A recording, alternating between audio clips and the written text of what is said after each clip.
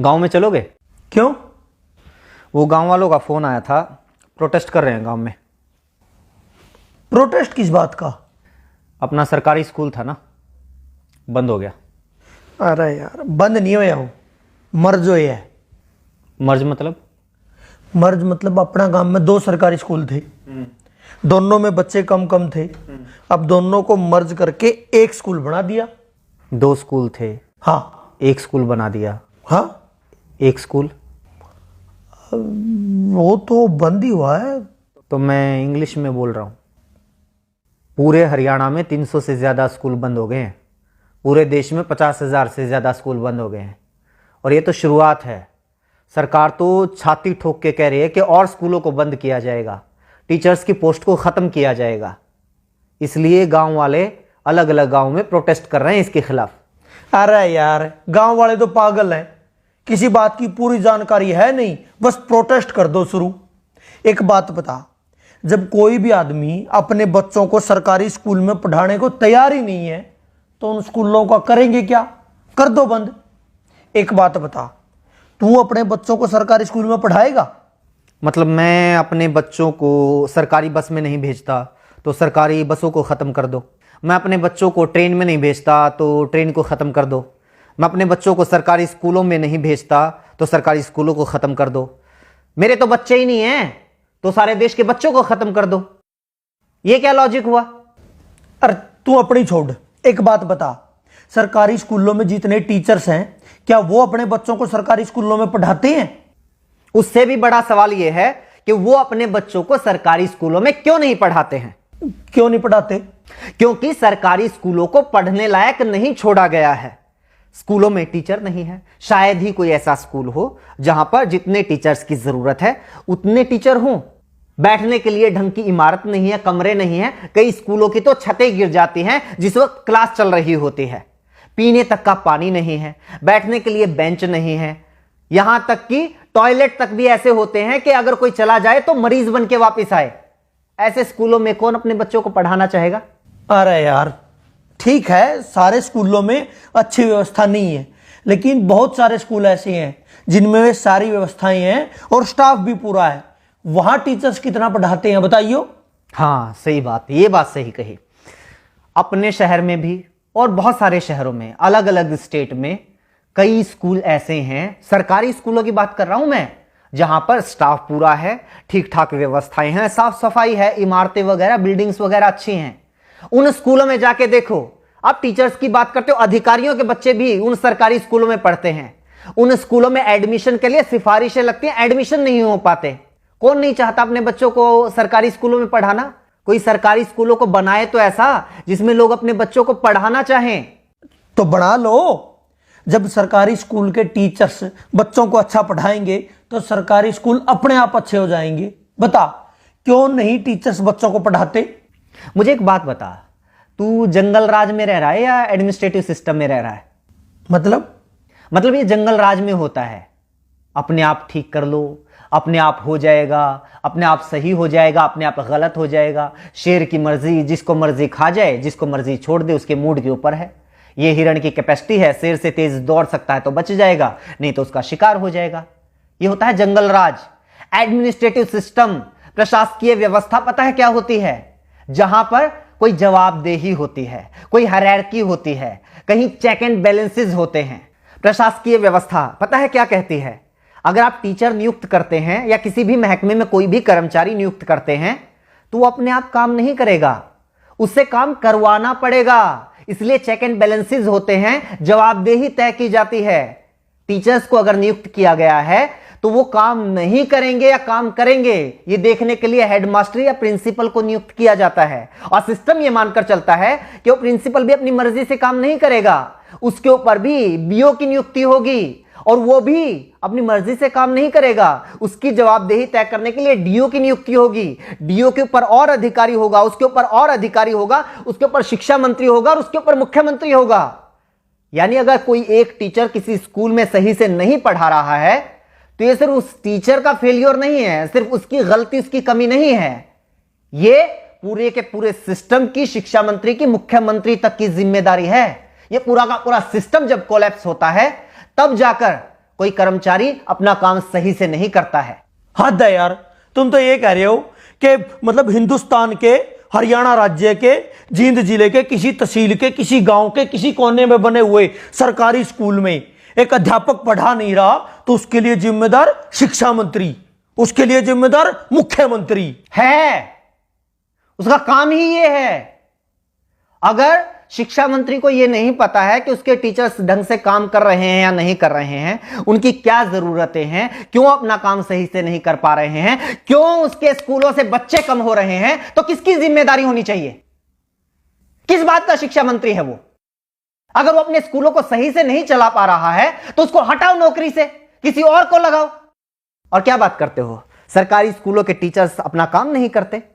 यही सरकार होती है ना, यही सरकारी कर्मचारी होते हैं जब इन लोगों की ड्यूटी लगा दी जाती है कि जाके पता करो गांव में कितने लोग खुले में शौच करने के लिए जाते हैं। सुबह 4 बजे 5 बजे उठ के बाहर कौन पोटी करने के लिए जा रहा है, उनकी गिनती यही टीचर्स करते हैं। कभी परिवार पहचान पत्र बनाने में ड्यूटी लगा दी जाती है, कभी कावड़ियों की सेवा में लगा दी जाती है, कभी मेले और मंडियों में ड्यूटी लगा दी जाती है, और उन टीचर्स से यही सरकार काम लेती है। वो काम तो बड़े अच्छे से कर देते हैं टीचर्स। पता है क्यों? क्योंकि सरकार टीचर से वो काम करवाना चाहती है, शिद्दत से करवाना चाहती है, इसलिए वो काम करवा लेती है। लेकिन यही सरकार नहीं चाहती कि ये टीचर्स स्कूलों में पढ़ाएं। इसलिए मैं भी मानता हूं बहुत सारे टीचर्स अपना काम ईमानदारी से नहीं करते होंगे, क्योंकि उनको पता है कोई चेक एंड बैलेंस नहीं है, कोई जवाबदेही नहीं है, और सरकार खुद नहीं चाहती कि सरकारी स्कूलों में पढ़ाई हो, ताकि बच्चे धीरे धीरे स्कूलों से अपना नाम कटवा कर प्राइवेट स्कूलों में चले जाएं, फिर स्टूडेंट्स की संख्या कम हो जाए और सरकार को बहाना मिल जाए, बच्चे तो आ ही नहीं रहे, स्कूल बंद कर दो। ये ज्ञान देने वाले बहुत मिलेंगे। टीचर्स पढ़ाना शुरू कर दो तो स्कूल अपने आप अच्छे हो जाएंगे। लोग रिश्वत लेना बंद कर दो तो अपने आप करप्शन खत्म हो जाएगा। लोग साफ सफाई रखने लग जाएं तो अपने आप स्वच्छता हो जाएगी। लोग प्रदूषण फैलाना बंद कर दें तो अपने आप पर्यावरण अच्छा हो जाएगा।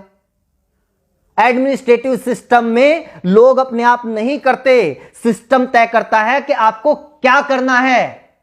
देश चला रहे हो, यह सत्संग भवन नहीं चल रहा है यहां पे। चल ठीक है, ये जो पढ़ा रहे हैं या नहीं पढ़ा रहे, सैलरी पता है उनकी कितनी है? 70,000, 80,000। प्राइवेट स्कूलों में भी टीचर हैं 20-20, 25-25 हजार में, इनसे काफी अच्छा पढ़ाते हैं, इनकी सैलरी इतनी क्यों है? अब इस बात को तो क्या जवाब दूं? रुक एक बार, एक लिस्ट में इसी की निकाली थी मैंने। अपने देश में बहुत सारे लोगों को यह लगता है कि टीचर्स की सैलरी बहुत है, लेकिन जो दुनिया के अच्छे अच्छे देश है ना, जहां पर अच्छा एजुकेशन सिस्टम है, लाइफ लिविंग स्टैंडर्ड है, जहां का वीजा लगवाने के लिए दुनिया भर के लोग मरते हैं, उन देशों की बात कर। कनाडा में $1,00,000 सालाना, $1,00,000 सालाना टीचर्स की औसत इनकम है। पता है कितना हुआ? 1 लाख को 80 से गुना कर 80 लाख रुपए सालाना। बता महीने की कितनी सैलरी हुई? जर्मनी में 63,000 यूरो, वो भी लगभग 80 रुपए के बराबर है, उसको भी 80 से गुना कर। आगे आजा, नीदरलैंड में 60,000 यूरो, ऑस्ट्रेलिया में 98,000, लगभग $1,00,000, यूएसए में $60,000, आयरलैंड में $48,000, डेनमार्क में 47,000 यूरो, ऑस्ट्रिया में 45,000 यूरो। और तुम लोगों को यह लगता है कि हमारे देश में टीचर्स की सैलरी तो पता नहीं बहुत ज्यादा है। प्राइवेट स्कूलों में तो 20,000 में पढ़ा रहे हैं। जब सरकारी स्कूल वालों की 20,000 रुपए सैलरी कर दोगे ना, तो फिर 10,000 वाले आएंगे, वो कहेंगे कि हम 10,000 में पढ़ाने के लिए तैयार हैं। और जब 10,000 सैलरी कर दोगे तो 5,000 वाले आएंगे, और जब 5,000 कर दोगे तो 500 रुपए वाले आएंगे कि हम 500 रुपए में पढ़ाने के लिए तैयार हैं। और जब 500 कर दोगे तो वो लोग भी आएंगे कि जी बस 2 टाइम की रोटी दे देना, हम तो उसी में पढ़ा लेंगे। और जब वो भी कर दोगे तो वो भी आएंगे कि रोटी की भी जरूरत नहीं है, सिर छुपाने के लिए बस छत दे देना तो हम पढ़ा लेंगे। कितना नीचे जाओगे? बनना तो अमेरिका कनाडा है, लेकिन नीतियां तुम्हें सोमालिया जैसी चाहिए। इसीलिए तो हमारे देश के जो अच्छे वैज्ञानिक हैं वो मौका मिलते ही विदेश में कट लेते हैं, अच्छे इंजीनियर विदेश में चले जाते हैं, और अच्छे पढ़ाने वाले भी विदेश में चले जाते हैं। दुनिया का ढंग का ऐसा कोई विकसित देश उठाकर देख लो, वहां पर शिक्षा मुफ्त होगी या फिर बहुत थोड़ा बहुत खर्च करके कोई भी अपने बच्चों को अच्छी शिक्षा दे सकता है। स्वास्थ्य सेवाएं मुफ्त होंगी या फिर थोड़े बहुत खर्चे पर कोई भी अपना इलाज करवा सकता है। हाँ, ये आई बात, मुफ्त स्वास्थ्य सेवाएं मुफ्त, शिक्षा मुफ्त, ट्रांसपोर्ट मुफ्त। ये जो मुफ्त की रेवड़ियों वाला सिस्टम है ना, यही गलत है। क्यों दे भाई मुफ्त? एक तो ये बात गलती से मुझसे ही निकल गई, फ्री। फ्री क्या होता है?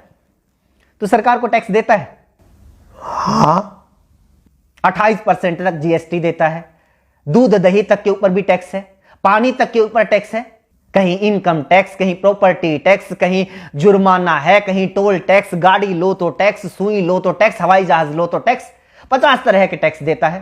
पैदा होने वाले बच्चे से लेकर मरने वाले आदमी तक इस देश में हर कोई टैक्स देता है। एक भिखारी से लेकर अडानी अंबानी तक इस देश में हर कोई टैक्स देता है। लेकिन बदले में सरकार क्या देती है? अगर बदले में सरकार हमारे बच्चे को एजुकेशन तक नहीं दे पाती, बदले में सरकार हमारे बच्चे को हेल्थ सर्विसेज तक नहीं दे पाती, तो किस बात का टैक्स भाई? बात पता है क्या है? आज तो तुम लोगों की थोड़ी बहुत औकात हो गई है कि भाई 5-10 हजार रुपए महीने के तो अपने चिंटू मिंटू को पढ़ाने के लिए हम दे ही सकते हैं, इसलिए क्या करना है सरकारी स्कूलों का, करो बंद।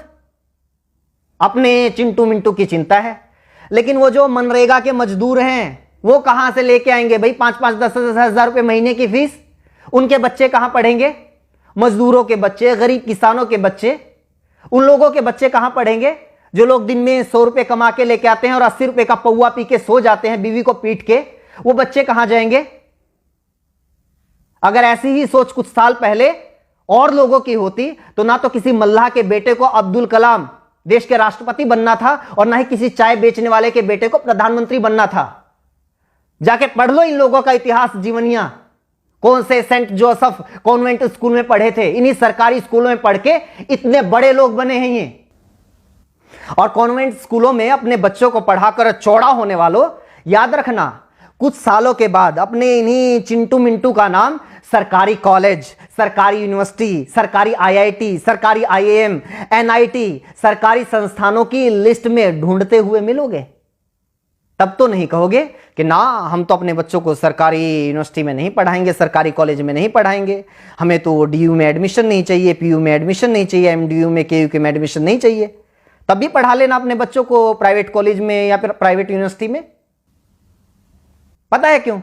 क्योंकि प्राइवेट यूनिवर्सिटी से डिग्री करने वालों को तो मानते भी नहीं लोग कि ये सही डिग्री होगी, क्या पता फर्जी हो। ये रुतबा है आज भी सरकारी संस्थानों का, और कुछ साल पहले तक सरकारी स्कूलों का भी यही रुतबा था। लेकिन धीरे धीरे धीरे धीरे हालात ऐसे कर दिए कि आज सरकारी स्कूलों को बंद करने की मांग वो लोग कर रहे हैं जो खुद सरकारी स्कूलों में पढ़कर यहां तक पहुंचे हैं। मेरा ऊपर क्यों गर्म हो रहा है? मैं तो ये कह रहा हूं कि मतलब सारा सिस्टम ही खराब है। हाँ तो सिस्टम को सुधारो ना। ये क्या बात हुई? सरकारी स्कूलों को बंद कर दो, सरकारी अस्पतालों को बंद कर दो, सरकारी बस सेवा को बंद कर दो, सरकारी रेलवे को बंद कर दो। भाई ये सारी चीजें अगर सरकारी बंद हो जाएंगी, ये सारी चीजें प्राइवेट हो जाएंगी, तो फिर सरकार क्यों सरकारी होनी चाहिए? 20,000 रुपए में शिक्षा मंत्री भी मिल जाएगा, 25,000 रुपए मुख्यमंत्री भी मिल जाएगा, असल में तो फ्री में मिल जाएगा। असल में तो उल्टा मुख्यमंत्री शिक्षा मंत्री बनने के लिए पैसे देने वाले लोग मिल जाएंगे। इनको भी ले आओ प्राइवेट। सिस्टम को सुधारने की बात करो ना, टीचर्स को दोष देके नहीं नहीं बंद करो, इनकी ज्यादा सैलरी है। वैसे जितना इनका काम है ना, इनके लिए तो 10,000 भी ज्यादा है। मतलब मेरा चाचा का लड़का है, सुबेरे 8-9 बजे स्कूल में जाना, 2-2:30 बजे वापिस आ जाइए, हैं संडे की छुट्टी, कई बार सैटरडे की भी छुट्टी, फिर होली दिवाली, मतलब छुट्टी छुट्टी पता नहीं कितनी छुट्टी होती हैं। तनख्वाह 60,000 70,000 रुपये।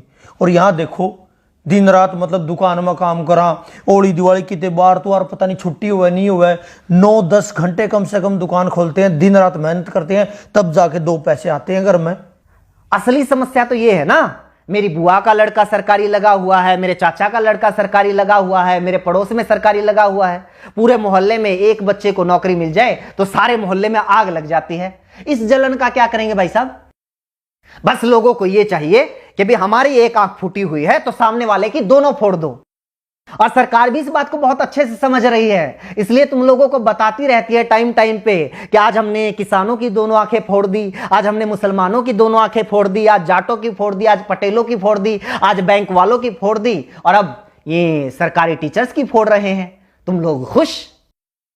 लेकिन नागरिक तो उस दिन बनोगे ना, व्यवस्था तो उस दिन सुधरेगी ना, देश तो उस दिन आगे बढ़ेगा ना, जब खड़े होके कहोगे कि जी सामने वाले की जो दोनों आंखें हैं वो सलामत रहनी चाहिए और मेरी एक आंख फूटी हुई है उसका इलाज करवाओ। तब पता चलेगा सरकार क्या करती है।